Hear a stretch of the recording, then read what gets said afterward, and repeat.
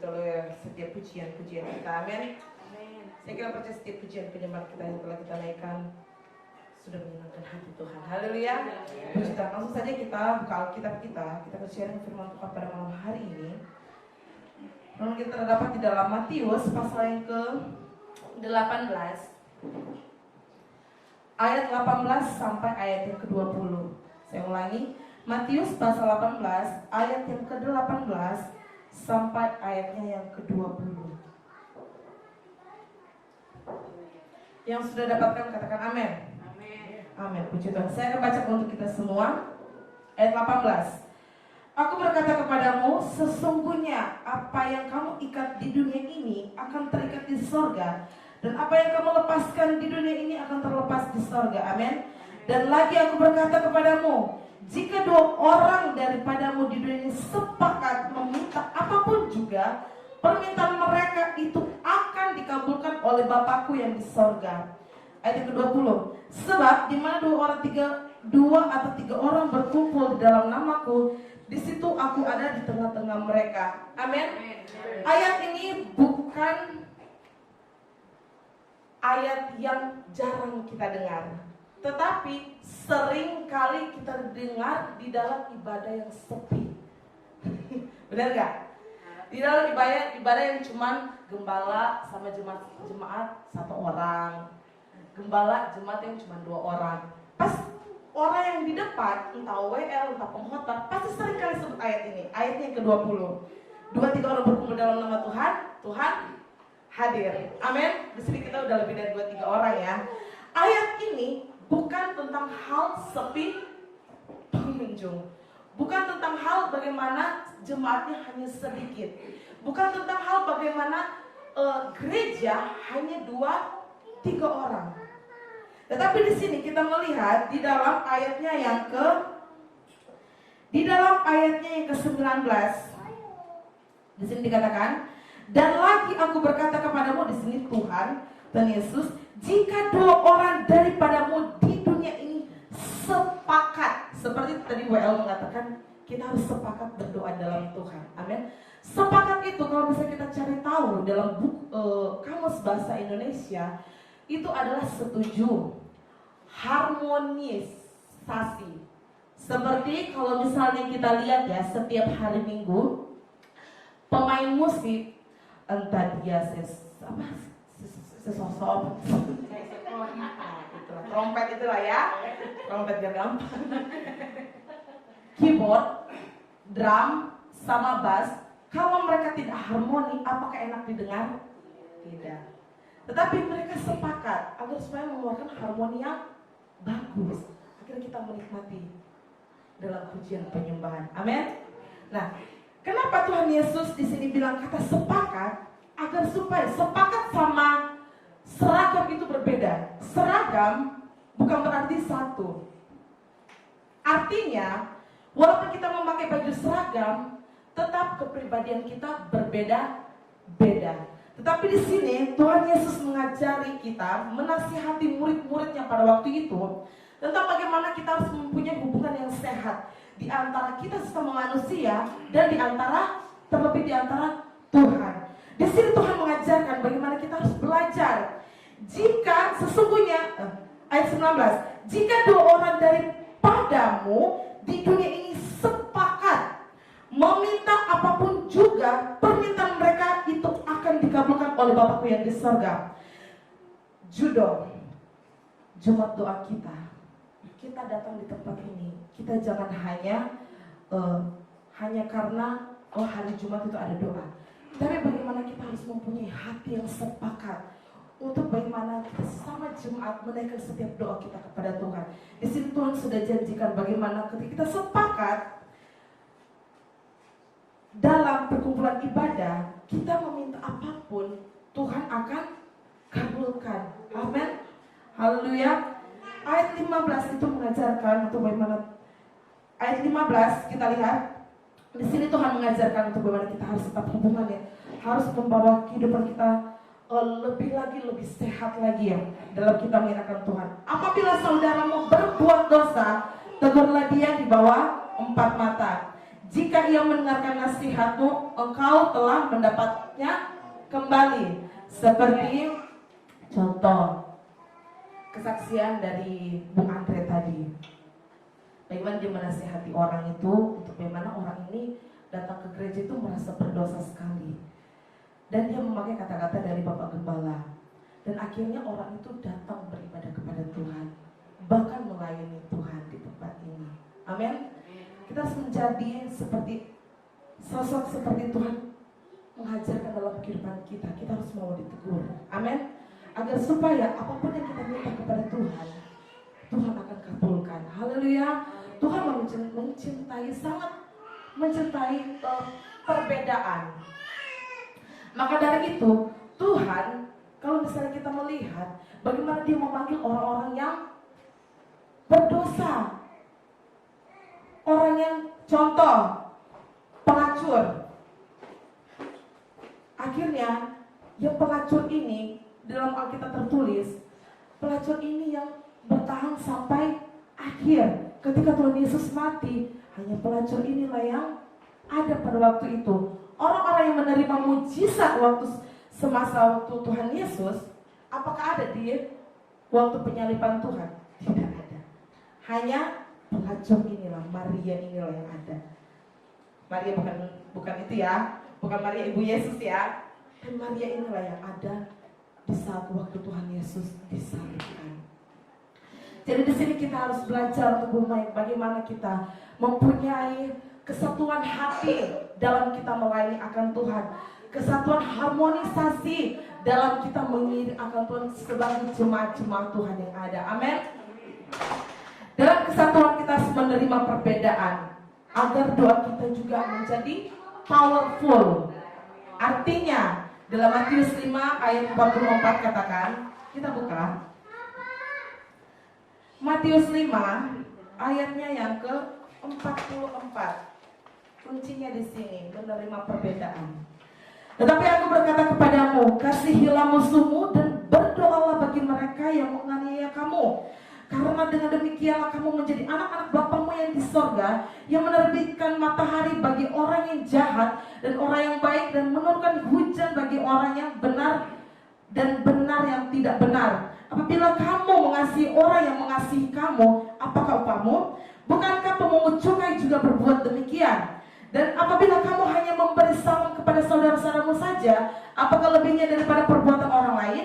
Bukankah orang yang tidak mengenal Allah pun berbuat demikian? Karena itu haruslah kamu sempurna, sama seperti Bapamu yang di surga adalah sempurna. Kuncinya adalah karena Allah kita itu adalah kasih, kita harus saling mengasihi. Kalau kita tidak saling mengasihi, kita tidak mempunyai hati yang harmonis. Amin. Kalau kita tidak saling mengasihi, hanya saling menjatuhkan satu sama lain, menceritakan kekurangan orang lain, menceritakan kekurangan orang lain ke sana sini, menjadi bukan mengabarkan kabar baik, tapi hanya nyinyir di mana-mana. Amin. Tapi di sini kita harus mempunyai kesatuan hati untuk bagaimana kita menerima perbedaan kita. Contohnya, Tuhan Yesus sangat mencintai perbedaan. Dia mengasihi orang yang berdosa. Orang yang berdosa itu berbeda-beda, benar gak? Pelacur, seperti contoh tadi. Dan juga, apalagi murid-murid yang berbuat dosa tuh. Petrus menyangkal Tuhan berapa kali? 3 kali. Apakah tidak ada pengampunan bagi Petrus? Tetap ada ketika dia bertobat dalam Tuhan. Malah ketika Petrus bertobat, dia benar-benar dipakai oleh Tuhan. Amin. Tuhan tidak mencari orang-orang yang saya ini suci nih ke gereja. Tetapi orang-orang yang betul bertobat dalam Tuhan, dan Tuhan yang akan memakai setiap kita yang mau berubah. Amin. Yang mau bertobat di dalam Tuhan. Haleluya. Nah di sini pelacur hanya dia yang bertahan sampai Tuhan disalib. Dan seperti saya bilang tadi, dalam kita sebagai jemaat Tuhan, kita jangan saling egois. Egois artinya hanya mementingkan dirinya sendiri, tidak mementingkan orang lain. Kita buka dalam Alkitab kita, Amsal 30 ayat ke-15. Amsal pasal yang 30 ayatnya yang ke-15. Saya akan bacakan untuk kita semua. Si Lintah mempunyai 2 anak perempuan, untukku dan untukku. Ada 3 hal yang tak akan kenyang, ada 4 hal yang tak pernah berkata cukup. Kita perhatikan di ayat 15 ini. Lintah ini mempunyai 2 orang anak. Yang pertama, anaknya yang bernama untukku. Dan yang kedua adalah untukku lagi. Artinya ini adalah menceritakan bagaimana keegoisan setiap orang. Amin. Hanya mementingkan dirinya sendiri. Saya merasa saya suci. Jadi saya mau nyinyirin nih orang-orang yang berdosa ini. Tetapi di dalam firman Tuhan mengatakan bagaimana ketika kita menceritakan seseorang, menghakimi seseorang, kita lupa kita juga mempunyai selumbar balok di mata. Seperti orang begini, lo begini, jangan begini. Lo sedangkan jari kita ini tertunjuk sama kita lebih banyak. Ini hanya 1 jari, tapi ini lebih banyak. Bagaimana kita di sini mempunyai harmonisasi dalam Tuhan? Amin. Harmonisasi, sepakat di dalam melayani pekerjaan Tuhan, sepakat datang beribadah kepada Tuhan, sepakat dalam menaikkan setiap doa kita kepada Tuhan. Ketika kita tidak ada kata sepakat, hati kita hancur, hati kita hanya memikirkan sesuatu hal yang untuk diri sendiri, seperti Amsal 15 tadi katakan, ayat 30, hanya untukku dan untukku, tidak memikirkan orang lain. Tuhan tidak menyukai orang seperti itu. Tetapi bagaimana di sini dikatakan di Matius 5 ayat 44 dan sampai ayat 48, dikatakan bagaimana kita harus saling mengasihi. Agar supaya apa? Agar supaya ada kata harmonisasi dalam gereja ini. Amin. Seperti di dalam retreat kita yang di di Bogor, saya bilang sama Bung Andre, waduh, karena saya kan si Daud kan lagi aktif-aktifnya tuh. Saya bilang sama Bung Andre, nyesel juga nih gak ikut pelajaran tabernakel. Karena waktu saya sekolah Alkitab kelas 1 itu gak dapat. Hanya dapat itu di kelas 2.